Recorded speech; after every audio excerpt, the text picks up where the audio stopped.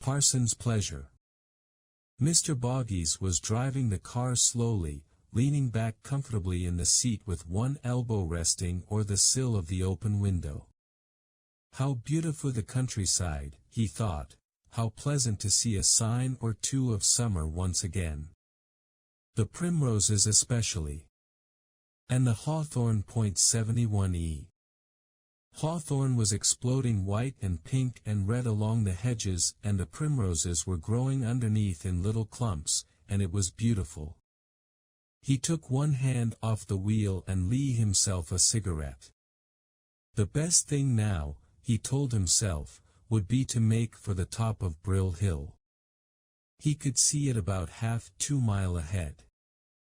And that must be the village 01 Brill, that cluster of cottages among the tree right on the very summit. Excellent. Not mans of his Sunday sections had a nice elevation like that to work from. He drove up the bill and stopped the car just short of the summit on the outskirts of the village.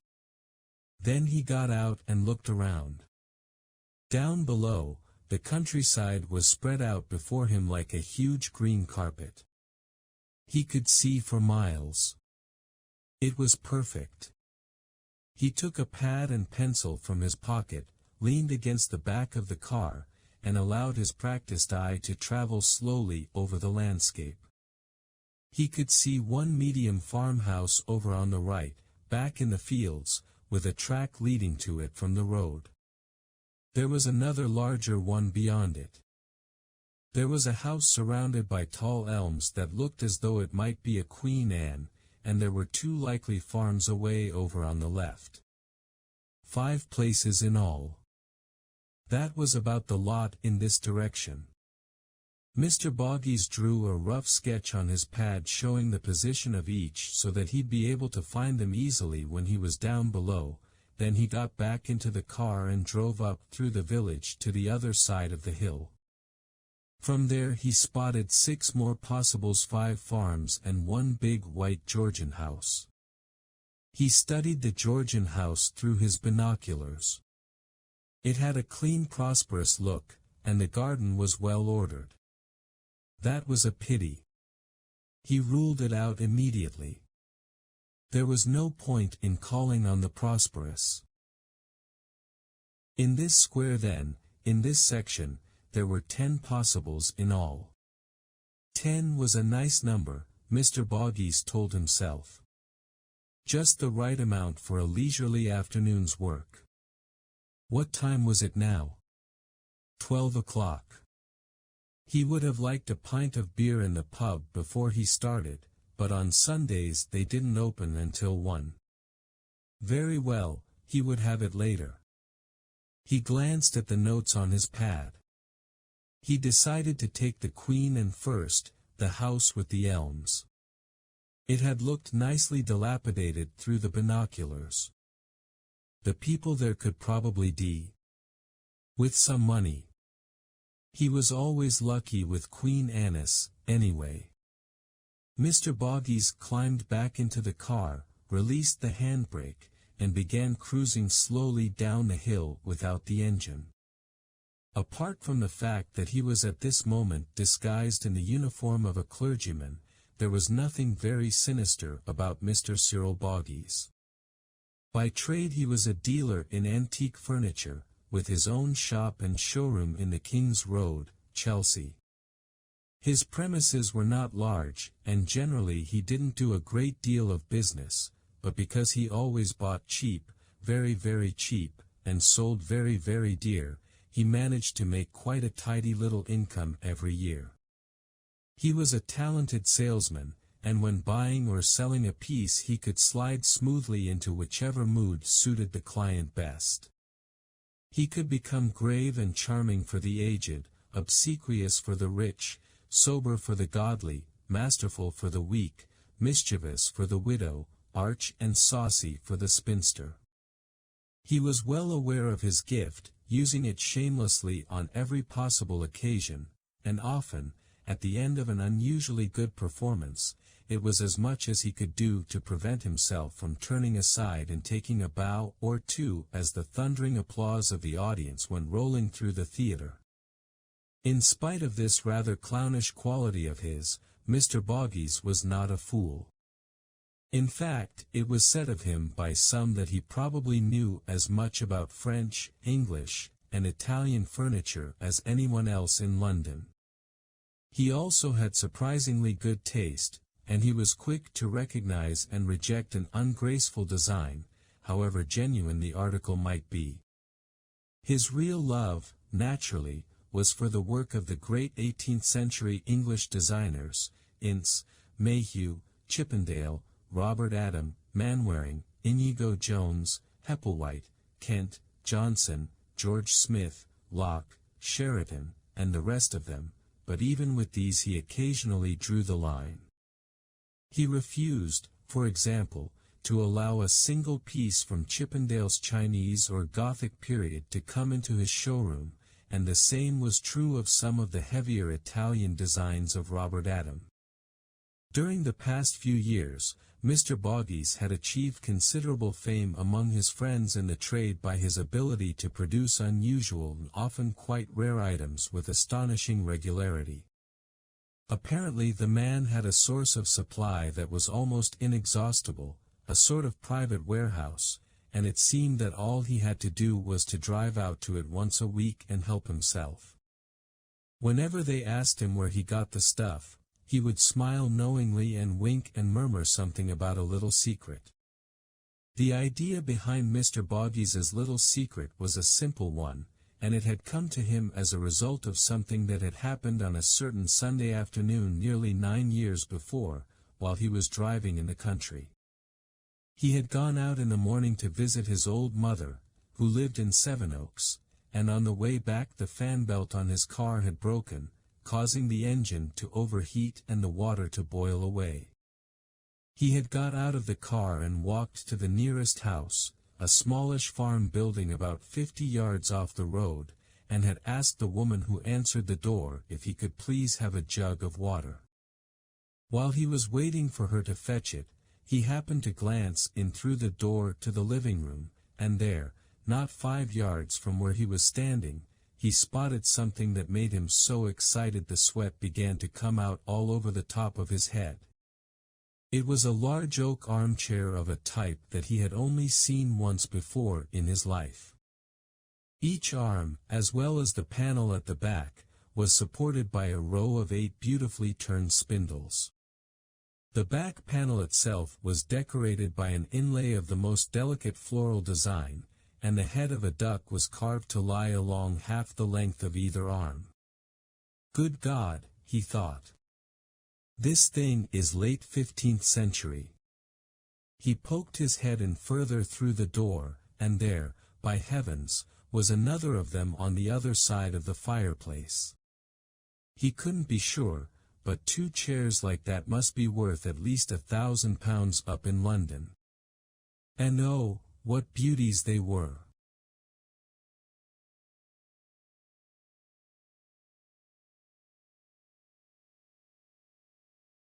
When the woman returned, Mr. Boggies introduced himself and straightaway asked if she would like to sell her chairs.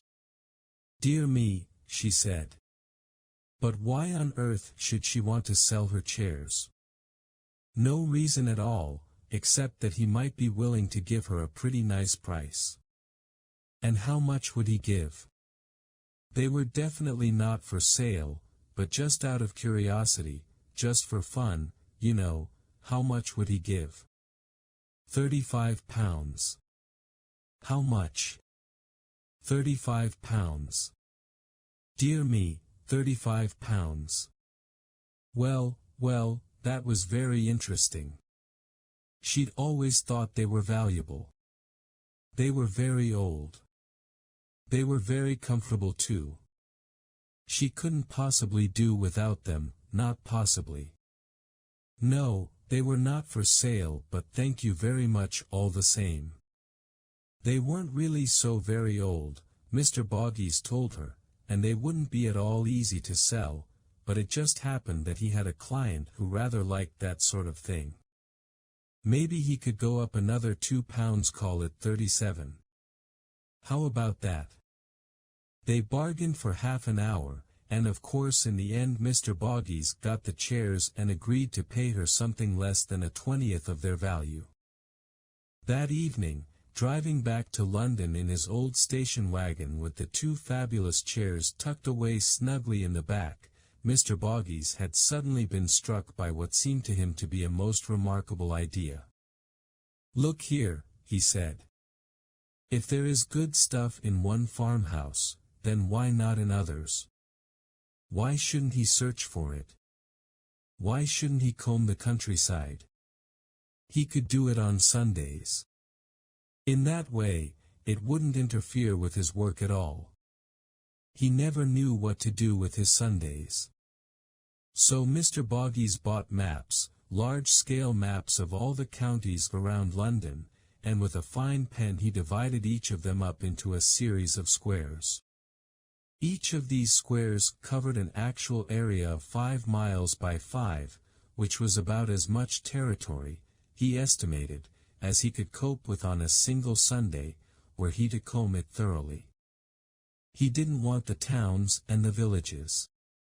It was the comparatively isolated places, the large farmhouses and the rather dilapidated country mansions, that he was looking for, and in this way, if he did 1 square each Sunday, 52 squares a year, he would gradually cover every farm and every country house in the home counties.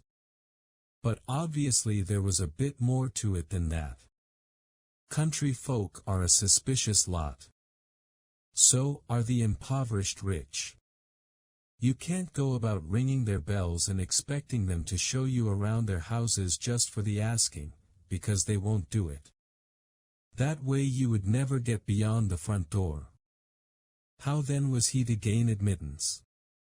Perhaps it would be best if he didn't let them know he was a dealer at all. He could be the telephone man, the plumber, the gas inspector. He could even be a clergyman. From this point on, the whole scheme began to take on a more practical aspect. Mr. Boggies ordered a large quantity of superior cards on which the following legend was engraved: "The Reverend Cyril Winnington Boggies, President of the Society in Association with for the Preservation of the Victoria and Rare Furniture Albert Museum." From now on, every Sunday, he was going to be a nice old parson spending his holiday traveling around on a labor of love for the Society, compiling an inventory of the treasures that lay hidden in the country homes of England. And who in the world was going to kick him out when they heard that one? Nobody. And then, once he was inside, if he happened to spot something he really wanted, well, he knew 100 different ways of dealing with that. Rather to Mr. Boggies's surprise, the scheme worked. In fact, the friendliness with which he was received in one house after another through the countryside was, in the beginning, quite embarrassing, even to him. A slice of cold pie, a glass of port, a cup of tea, a basket of plums, even a full sit-down Sunday dinner with the family, such things were constantly being pressed upon him. Sooner or later, of course, there had been some bad moments and a number of unpleasant incidents, but then 9 years is more than 400 Sundays, and that adds up to a great quantity of houses visited. All in all, it had been an interesting, exciting, and lucrative business. And now it was another Sunday and Mr. Boggies was operating in the country of Buckinghamshire, in one of the most northerly squares on his map, about 10 miles from Oxford, and as he drove down the hill and headed for his first house, the dilapidated Queen Anne, he began to get the feeling that this was going to be one of his lucky days. He parked the car about 100 yards from the gates and got out to walk the rest of the way. He never liked people to see his car until after a deal was completed. A dear old clergyman and a large station wagon somehow never seemed quite right together. Also, the short walk gave him time to examine the property closely from the outside and to assume the mood most likely to be suitable for the occasion. Mr. Boggies strode briskly up the drive. He was a small fat-legged man with a belly. The face was round and rosy, quite perfect for the pan, and the two large brown eyes that bulged out at you from this rosy face gave an impression of gentle imbecility. He was dressed in a black suit with the usual parson's dog collar round his neck, and on his head a soft black hat.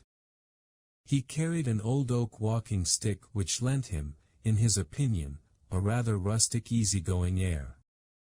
He approached the front door and rang the bell. He heard the sound of footsteps in the hall and the door opened and suddenly there stood before him, or rather above him, a gigantic woman dressed in riding breeches. Even through the smoke of her cigarette he could smell the powerful odor of stables and horse manure that clung about her. "Yes?" she asked, looking at him suspiciously. "What is it you want?" Mr. Boggies, who half expected her to whinny any moment, raised his hat, made a little bow, and handed her his card. "I do apologize for bothering you," he said, and then he waited, watching her face as she read the message. "I don't understand," she said, handing back the card. "What is it you want?" Mr. Boggies explained about the Society for the Preservation of Rare Furniture. "This wouldn't by any chance be something to do with the Socialist Party?" she asked, staring at him fiercely from under a pair of pale bushy brows. From then on, it was easy. A Tory in riding breeches, male or female, was always a sitting duck for Mr. Boggies. He spent 2 minutes delivering an impassioned eulogy on the extreme right wing of the Conservative Party, then 2 more denouncing the Socialists. As a clincher, he made particular reference to the bill that the Socialists had once introduced for the abolition of blood sports in the country, and went on to inform his listener that his idea of heaven though you better not tell the bishop, my dear, was a place where one could hunt the fox, the stag, and the hare with large packs of tireless hounds from morn till night every day of the week, including Sundays. Watching her as he spoke, he could see the magic beginning to do its work. The woman was grinning now, showing Mr. Boggies a set of enormous, slightly yellow teeth. "Madam," he cried, "I beg of you, please don't get me started on socialism." At that point, she let out a great guffaw of laughter, raised an enormous red hand, and slapped him so hard on the shoulder that he nearly went over. "Come in," she shouted. "I don't know what the hell you want, but come on in." Unfortunately, and rather surprisingly, there was nothing of any value in the whole house, and Mr. Boggies, who never wasted time on barren territory, soon made his excuses and took his leave. The whole visit had taken less than 15 minutes, and that, he told himself as he climbed back into his car and started off for the next place, was exactly as it should be. From now on, it was all farmhouses, and the nearest was about half a mile up the road. It was a large half-timbered brick building of considerable age, and there was a magnificent pear tree still in blossom covering almost the whole of the south wall. Mr. Boggies knocked on the door. He waited, but no one came. He knocked again, but still there was no answer, so he wandered around the back to look for the farmer among the cowsheets. There was no one there either. He guessed that they must all still be in church, so he began peering in the windows to see if he could spot anything interesting. There was nothing in the dining room. Nothing in the library either. He tried the next window, the living room, and there, right under his nose, in the little alcove that the window made, he saw a beautiful thing, a semicircular card table in mahogany, richly veneered, and in the style of Hepplewhite, built around 1780. "Aha," he said aloud, pressing his face hard against the glass. "Well done, Boggies." But that was not all. There was a chair there as well, a single chair, and if you were not mistaken it was of an even finer quality than the table. Another Hepplewhite, wasn't it? And oh, what a beauty! The lattices on the back were finely carved with the honeysuckle, the husk, and the pâté. The caning on the seat was original, the legs were very gracefully turned and the two back ones had that peculiar outward splay that meant so much. It was an exquisite chair. "Before this day is done," Mr. Boggies said softly, "I shall have the pleasure of sitting down upon that lovely seat." He never bought a chair without doing this. It was a favorite test of his, and it was always an intriguing sight to see him lowering himself delicately into the seat, waiting for the give, expertly gauging the precise but infinitesimal degree of shrinkage that the years had caused in the mortise and dovetail joints. But there was no hurry, he told himself. He would return here later. He had the whole afternoon before him. The next farm was situated some way back in the fields, and in order to keep his car out of sight, Mr. Boggies had to leave it on the road and walk about 600 yards along a straight track that led directly into the backyard of the farmhouse. This place, he noticed as he approached, was a good deal smaller than the last, and he didn't hold out much hope for it. It looked rambling and dirty, and some of the sheds were clearly in bad repair. There were 3 men standing in a close group in a corner of the yard, and one of them had 2 large black greyhounds with him, on leashes. When the men caught sight of Mr. Boggies walking forward in his black suit and parson's collar, they stopped talking and seemed suddenly to stiffen and freeze, becoming absolutely still, motionless, 3 faces turned towards him, watching him suspiciously as he approached. The oldest of the 3 was a stumpy man with a wide frog mouth and small shifty eyes, and although Mr. Boggies didn't know it, his name was Rummins and he was the owner of the farm. The tall youth beside him, who appeared to have something wrong with one eye, was Bert, the son of Rummins. The shortish flat-faced man with a narrow corrugated brow and immensely broad shoulders was Claude. Claude had dropped in on Rummins in the hope of getting a piece of pork or ham out of him from the pig that had been killed the day before. Claude knew about the killing. The noise of it had carried far across the fields, and he also knew that a man should have a government permit to do that sort of thing, and that Rummins didn't have one. "Good afternoon," Mr. Boggies said. "Isn't it a lovely day?" None of the 3 men moved. At that moment they were all thinking precisely the same thing, that somehow or other this clergyman, who was certainly not the local fellow, had been sent to poke his nose into their business and to report what he found to the government. "What beautiful dogs," Mr. Boggies said. "I must say I've never been greyhound racing myself, but they tell me it's a fascinating sport." Again the silence, and Mr. Boggies glanced quickly from Rummins to Bert, then to Claude, then back again to Rummins, and he noticed that each of them had the same peculiar expression on his face, something between a jeer and a challenge, with a contemptuous curl to the mouth and a sneer around the nose. "Might I inquire if you are the owner?" Mr. Boggies asked, undaunted, addressing himself to Rummins. "What is it you want?" "I do apologize for troubling you, especially on a Sunday." Mr. Boggies offered his card and Rummins took it and held it up close to his face. The other 2 didn't move, but their eyes swiveled over to one side, trying to see. "And what exactly might you be wanting?" Rummins asked. For the second time that morning, Mr. Boggies explained at some length the aims and ideals of the Society for the Preservation of Rare Furniture. "We don't have any," Rummins told him when it was over. "You're wasting your time." "Now, just a minute, sir," Mr. Boggies said, raising a finger.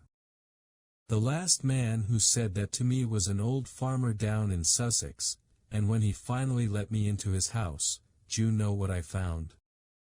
A dirty-looking old chair in the corner of the kitchen, and it turned out to be worth £400. I showed him how to sell it, and he bought himself a new tractor with the money." "What on earth are you talking about?" Claude said. "There ain't no chair in the world worth £400. "Excuse me," Mr. Boggies answered primly, "but there are plenty of chairs in England worth more than twice that figure. And you know where they are.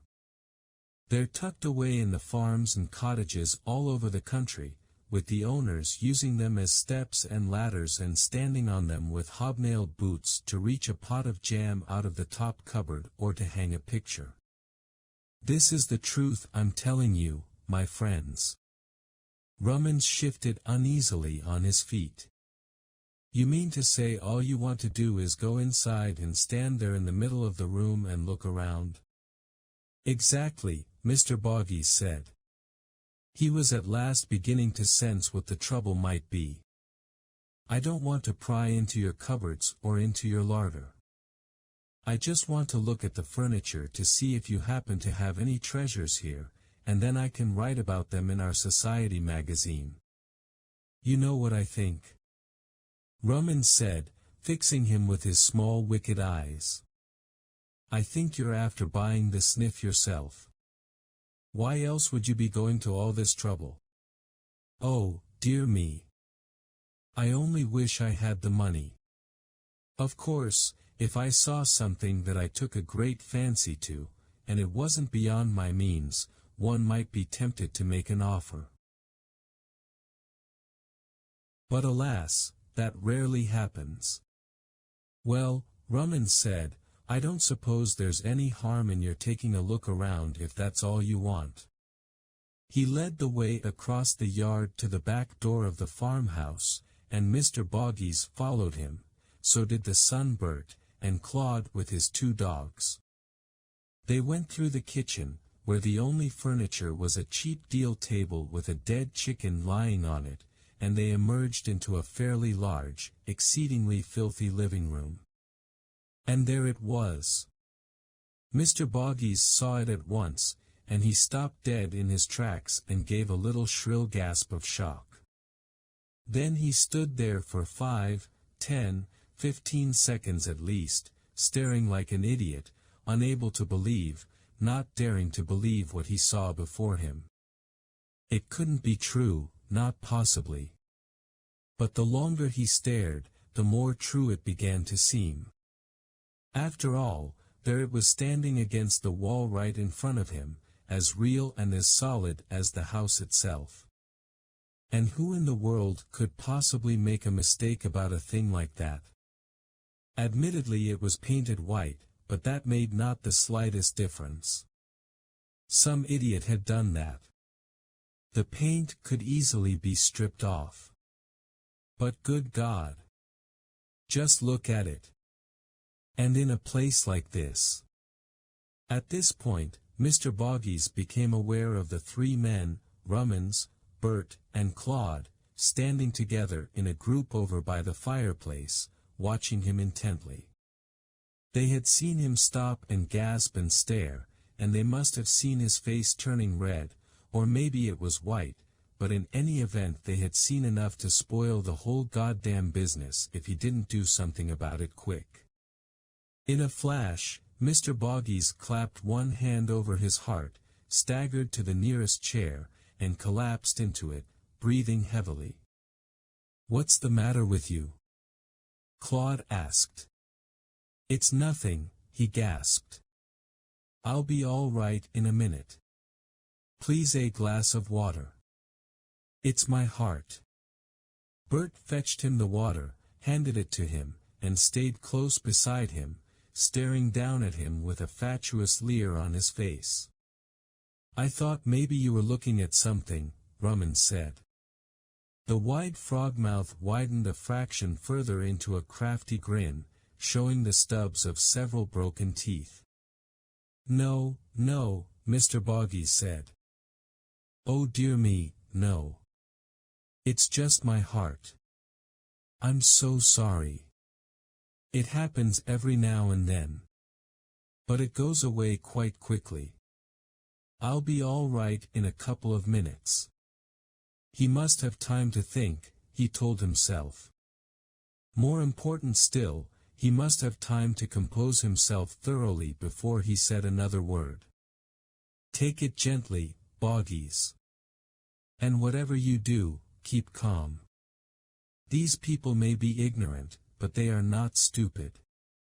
They are suspicious and wary and sly. And if it is really true, no, it can't be true." He was holding one hand up over his eyes in a gesture of pain, and now, very carefully, secretly, he made a little crack between two of the fingers and peeked through. Sure enough, the thing was still there, and on this occasion he took a good long look at it. Yes, he had been right the first time. There wasn't the slightest doubt about it. It was really unbelievable. What he saw was a piece of furniture that any expert would have given almost anything to acquire. To a layman, it might not have appeared particularly impressive, especially when covered over as it was with dirty white paint, but to Mr. Boggies it was a dealer's dream. He knew, as does every other dealer in Europe and America, that among the most celebrated and coveted examples of 18th-century English furniture in existence are the three famous pieces known as the Chippendale commodes. He knew their history backwards, that the first was discovered in 1920 in a house at Moreton-in-Marsh, and was sold at Sotheby's the same year, that the other two turned up in the same auction rooms a year later, both coming out of Rainham Hall, Norfolk. They all fetched enormous prices. He couldn't quite remember the exact figure for the first one, or even the second, but he knew for certain that the last one to be sold had fetched 3,900 guineas. And that was in 1921. Today the same piece would surely be worth £10,000.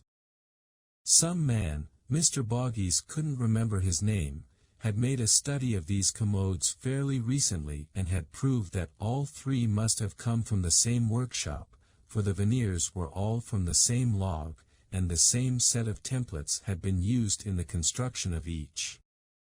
No invoices had been found for any of them, but all the experts were agreed that these three commodes could have been executed only by Thomas Chippendale himself, with his own hands, at the most exalted period in his career.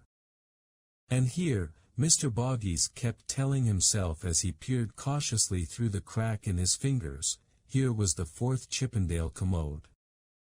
And he had found it. He would be rich. He would also be famous.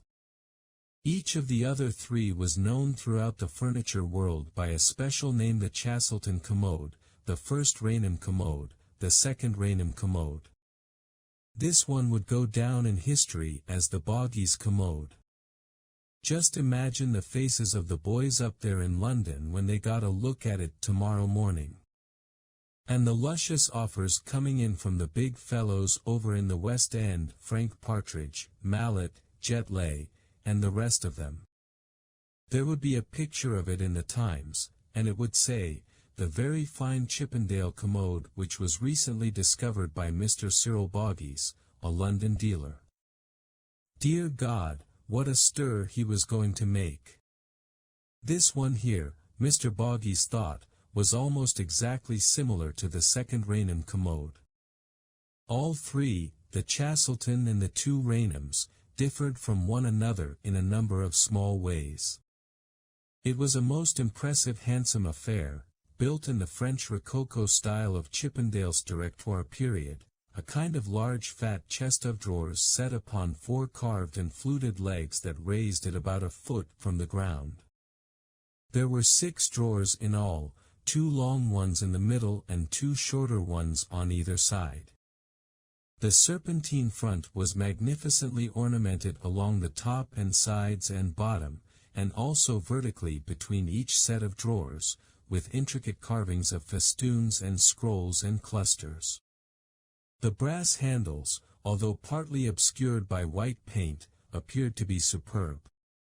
It was, of course, a rather heavy piece, but the design had been executed with such elegance and grace that the heaviness was in no way offensive. "How are you feeling now?" Mr. Boggies heard someone saying. Thank you, I'm much better already. It passes quickly. My doctor says it's nothing to worry about really so long as I rest for a few minutes whenever it happens." "Ah yes," he said, raising himself slowly to his feet. "That's better. I'm all right now."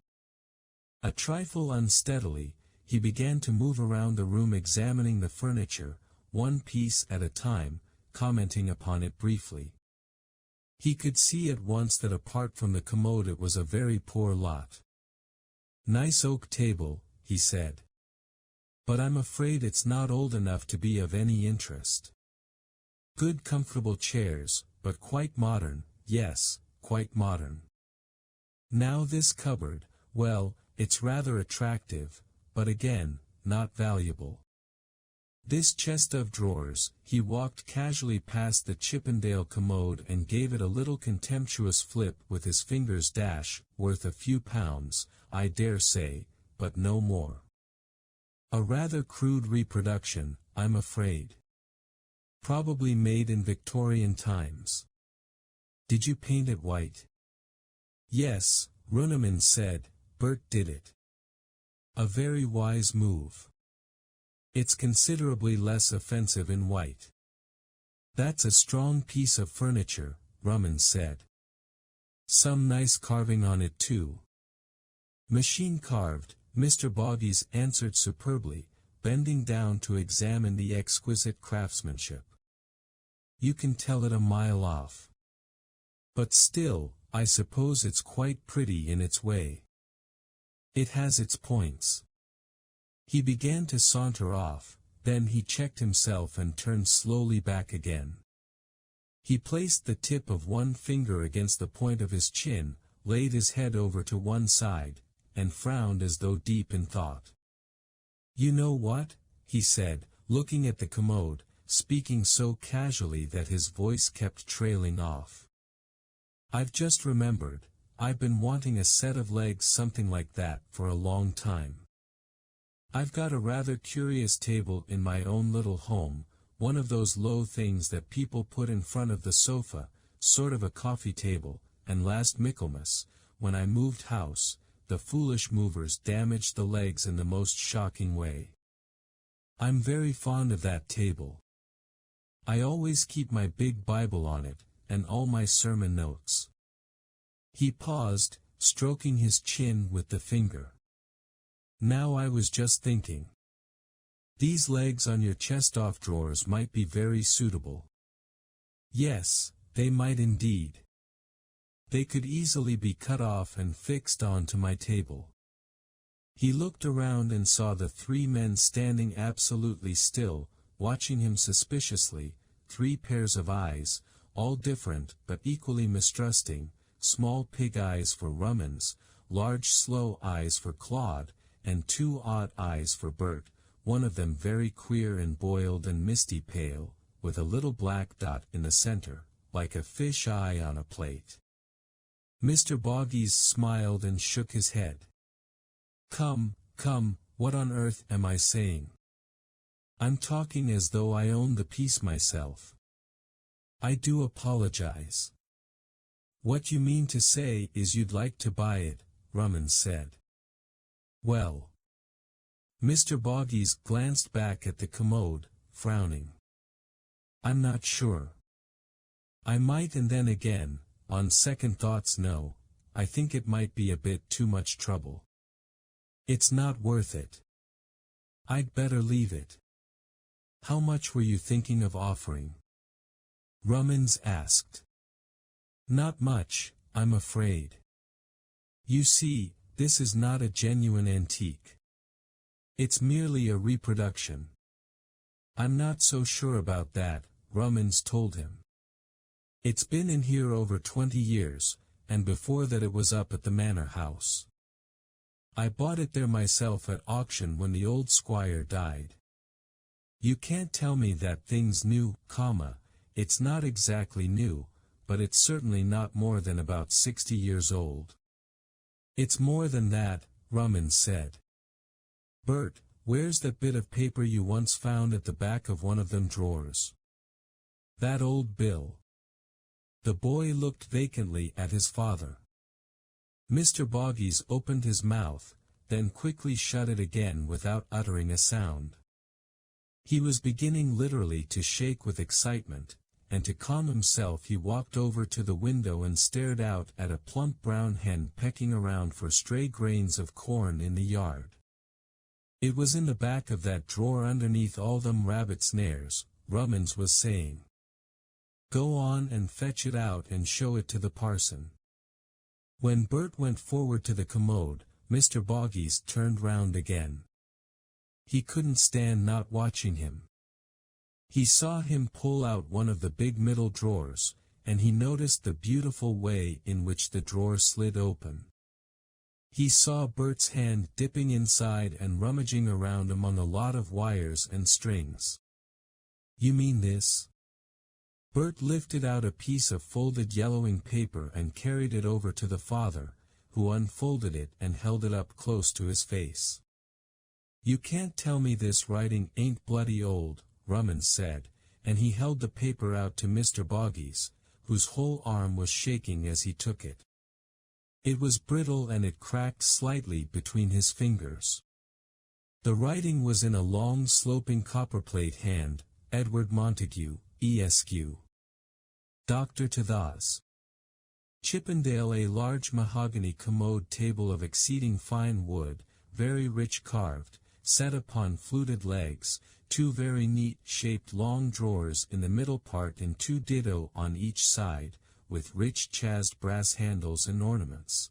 The whole completely finished in the most exquisite taste. 87-pound Mr. Boggies was holding on to himself tight and fighting to suppress the excitement that was spinning round inside him and making him dizzy. Oh God, it was wonderful. With the invoice, the value had climbed even higher. What in heaven's name would it fetch now? £12,000? 14. Maybe 15 or even 20. Who knows? Oh, boy. He tossed the paper contemptuously onto the table and said quietly, It's exactly what I told you, a Victorian reproduction. This is simply the invoice that the seller, the man who made it and passed it off as an antique, gave to his client. I've seen lots of them. You'll notice that he doesn't say he made it himself. That would give the game away. Say what you like, Rummins announced, but that's an old piece of paper. Of course it is, my dear friend. It's Victorian, late Victorian. About 1890. 60 or 70 years old. I've seen hundreds of them. That was a time when masses of cabinet makers did nothing else but apply themselves to faking the fine furniture of the century before.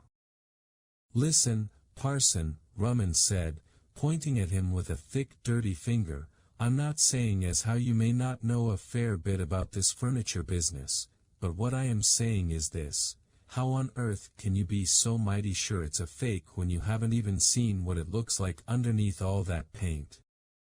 Come here, Mr. Boggies said. Come over here and I'll show you.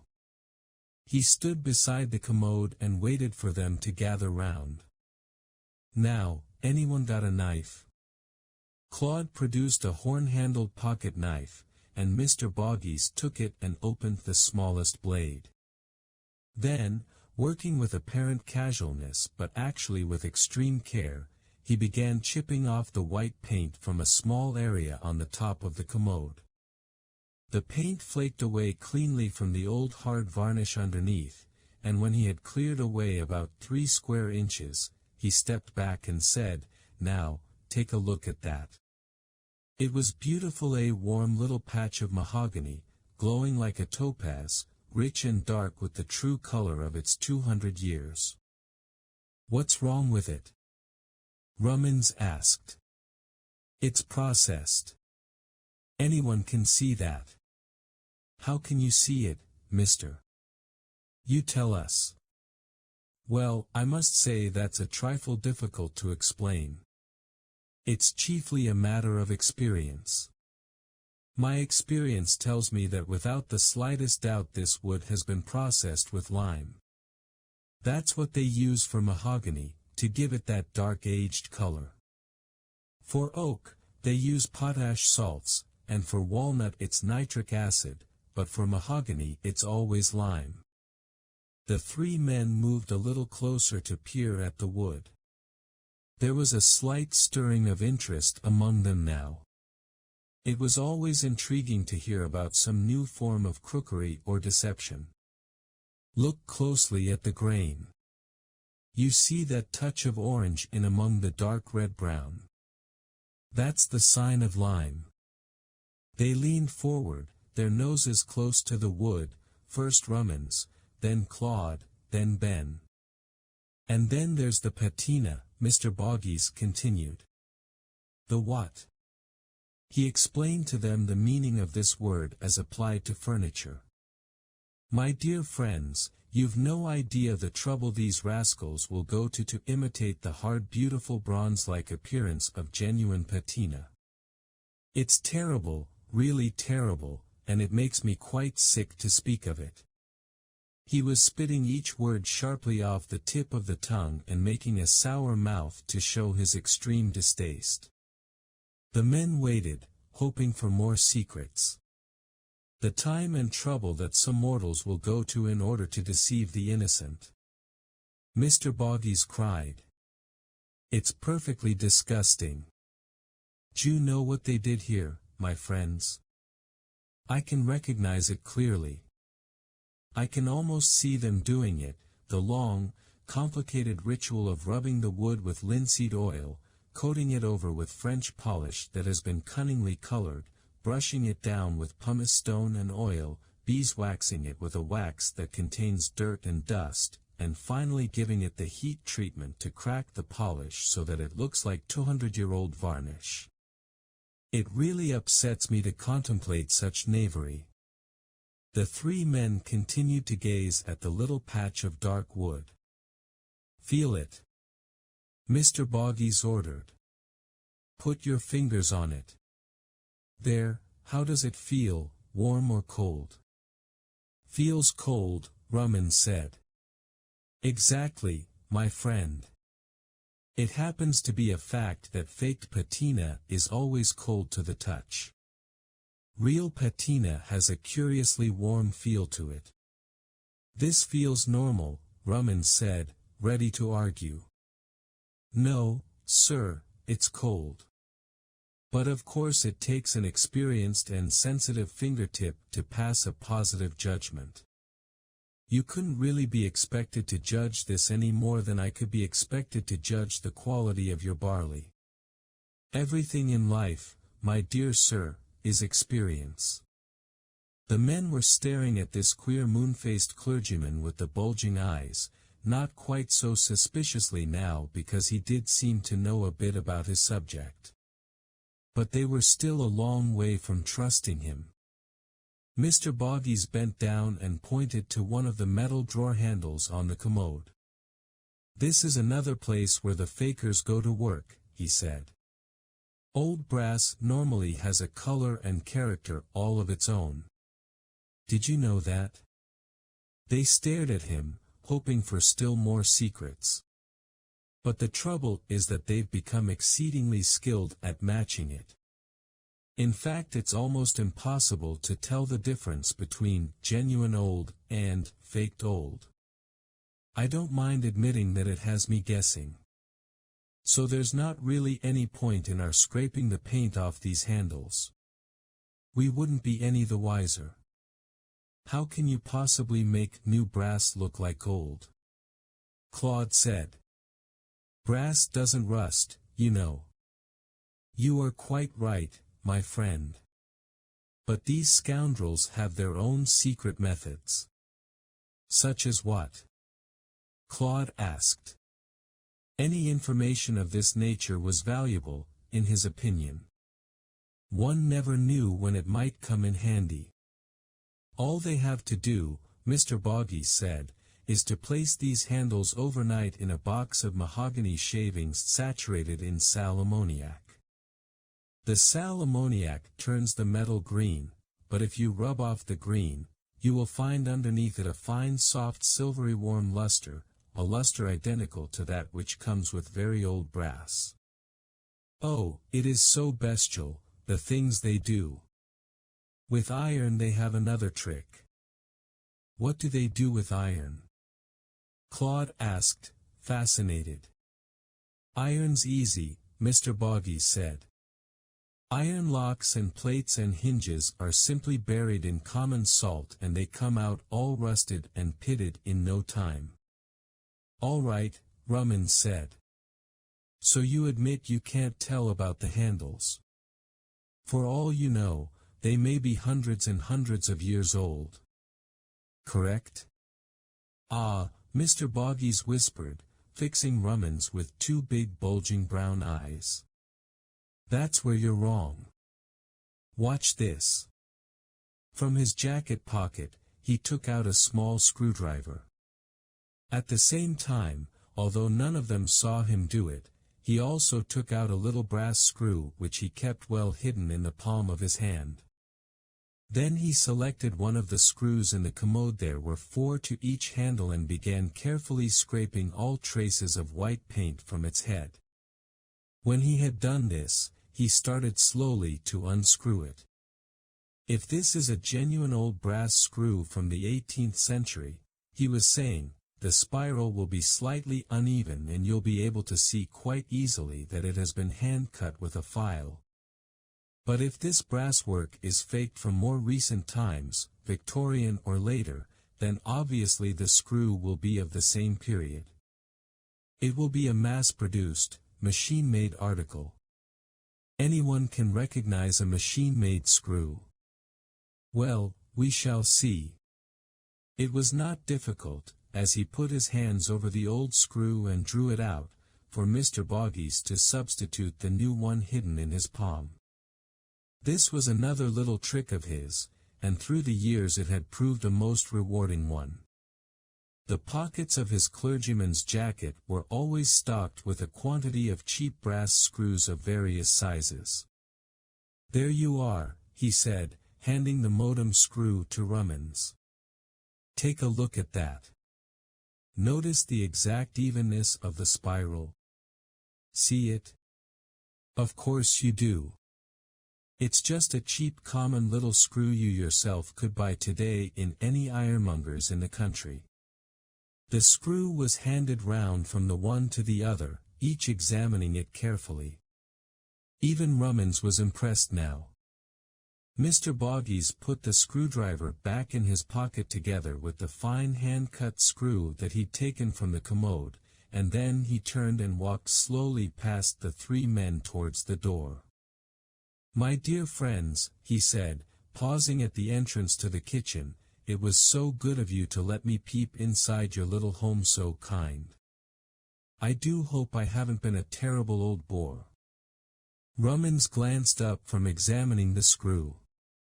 You didn't tell us what you were going to offer, he said. Ah, Mr. Boggies said. That's quite right. I didn't, did I?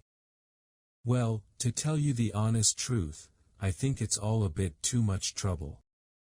I think I'll leave it. How much would you give? You mean that you really wish to part with it? I didn't say I wished to part with it. I asked you how much. Mr. Boggies looked across at the commode, and he laid his head first to one side, then to the other, and he frowned, and pushed out his lips, and shrugged his shoulders, and gave a little scornful wave of the hand as though to say the thing was hardly worth thinking about really, was it? Shall we say, £10? I think that would be fair. £10. Rummins cried. Don't be so ridiculous, Parson, please. It's worth more'n that for firewood. Claude said, disgusted. Look here at the bill. Rummins went on, stabbing that precious document so fiercely with his dirty forefinger that Mr. Boggies became alarmed. It tells you exactly what it cost. £87. And that's when it was new. Now it's antique, it's worth double. If you'll pardon me, no, sir, it's not. It's a second-hand reproduction. But I'll tell you what, my friend, I'm being rather reckless, I can't help it, I'll go up as high as £15. How's that? Make it 50, Rummins said. A delicious little quiver like needles ran all the way down the back of Mr. Boggies's legs and then under the soles of his feet. He had it now. It was his. No question about that. But the habit of buying cheap as it was humanly possible to buy, acquired by years of necessity and practice, was too strong in him now to permit him to give in so easily. My dear man, he whispered softly, I only want the legs. Possibly I could find some use for the drawers later on, but the rest of it, the carcass itself, as your friend so rightly said, it's firewood, that's all. Make it 35, Rummins said. I couldn't, sir, I couldn't. It's not worth it. And I simply mustn't allow myself to haggle like this about a price. It's all wrong. I'll make you one final offer, and then I must go. £20. I'll take it, Rummins snapped. It's yours. Oh dear, Mr. Boggies said, clasping his hands. There I go again. I should never have started this in the first place. You can't back out now, Parson. A deal's a deal. Yes, yes, I know. How are you going to take it? Well, let me see. Perhaps if I were to drive my car up into the yard, you gentlemen would be kind enough to help me load it? In a car. This thing will never go in a car. You'll need a truck for this. I don't think so. Anyway, we'll see. My car's on the road. I'll be back in a jiffy. We'll manage it somehow, I'm sure. Mr. Boggies walked out into the yard and through the gate and then down the long track that led across the field towards the road. He found himself giggling quite uncontrollably, and there was a feeling inside him as though hundreds and hundreds of tiny bubbles were rising up from his stomach and bursting merrily in the top of his head, like sparkling water. All the buttercups in the field were suddenly turning into golden sovereigns, glistening in the sunlight. The ground was littered with them, and he swung off the track onto the grass so that he could walk among them and tread on them and hear the little metallic tinkle they made as he kicked them around with his toes. He was finding it difficult to stop himself from breaking into a run. But clergymen never run, they walk slowly. Walk slowly, Boggies. Keep calm, Boggies. There's no hurry now. The commode is yours. Yours for £20, and it's worth 15 or 20,000. The Boggies commode. In 10 minutes it'll be loaded into your car, it'll go in easily, and you'll be driving back to London and singing all the way. Mr. Boggies driving the Boggies commode home in the Boggies car. Historic occasion. What wouldn't a newspaperman give to get a picture of that? Should he arrange it? Perhaps he should. Wait and see. Oh, glorious day. Oh, lovely sunny summer day. Oh, glory be. Back in the farmhouse, Rummins was saying, fancy that old bastard giving £20 for a load of junk like this. You did very nicely, Mr. Rummins, Claude told him. You think he'll pay you? We don't put it in the car till he do. And what if it won't go in the car? Claude asked. You know what I think, Mr. Rummins.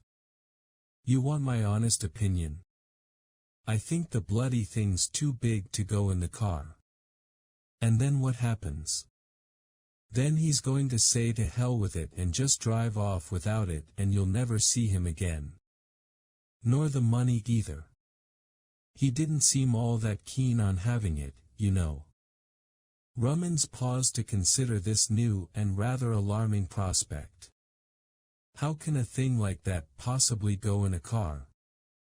Claude went on relentlessly. A parson never has a big car anyway. You ever seen a parson with a big car, Mr. Rummins? Can't say I have. Exactly. Arid, now listen to me. I've got an idea. He told us, didn't he, that it was only the legs he was wanting. Right? So all we've got to do is to cut them off quick right here on the spot before he comes back, then it'll be sure to go in the car. All we're doing is saving him the trouble of cutting them off himself when he gets home. How about it, Mr. Rummins? Claude's flat bovine face glimmered with a mawkish pride. It's not such a bad idea at that, Rummins said, looking at the commode. In fact, it's a bloody good idea. Come on then, we'll have to hurry. You and Bert carry it out into the yard. I'll get the saw. Take the drawers out first. Within a couple of minutes, Claude and Ben had carried the commode outside and had laid it upside down in the yard amidst the chicken droppings and cow dung and mud. In the distance, halfway across the field, they could see a small black figure striding along the path towards the road. They paused to watch. There was something rather comical about the way in which this figure was conducting itself. Every now and again it would break into a trot, then it did a kind of hop, skip, and jump, and once it seemed as though the sound of a cheerful song came rippling faintly to them from across the meadow. I reckon he's barmy, Claude said, and Bert grinned darkly, rolling his misty eye slowly round in its socket. Rummins came waddling over from the shed, squat and frog-like, carrying a long saw. Claude took the saw away from him and went to work. Cut him close, Rummins said. Don't forget he's going to use them on another table. The mahogany was hard and very dry, and as Claude worked, a fine red dust sprayed out from the edge of the saw and fell softly to the ground. One by one, the legs came off, and when they were all severed, Bert stooped down and arranged them carefully in a row. Claude stepped back to survey the results of his labor. There was a longish pause. Just let me ask you one question, Mr. Rummins, he said slowly. Even now, could you put that enormous thing into the back of a car? Not unless it was a van. Correct. Claude cried. And parsons don't have vans, you know. All they've got usually is piddling little Morris 8s or Austin 7s. The legs is all he wants, Rummins said. If the rest of it won't go in, then he can leave it. He can't complain. He's got the legs. Now you know better'n that, Mr. Rummins, Claude said patiently. You know damn well he's going to start knocking the price if you don't get every single bit of this into the car. A parson's just as cunning as the rest of them when it comes to money, don't you make any mistake about that. Especially this old boy.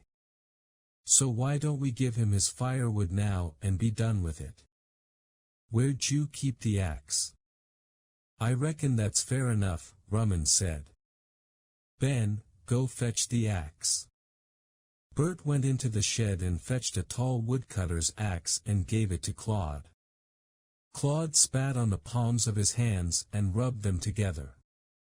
Then, with a long-armed high-swinging action, he began fiercely attacking the legless carcass of the commode. It was hard work, and it took several minutes before he had the whole thing more or less smashed to pieces. "I'll tell you one thing," he said, straightening up, wiping his brow. "That was a bloody good carpenter put this job together, and I don't care what the parson says. We're just in time." Rummans called out. "Here he comes."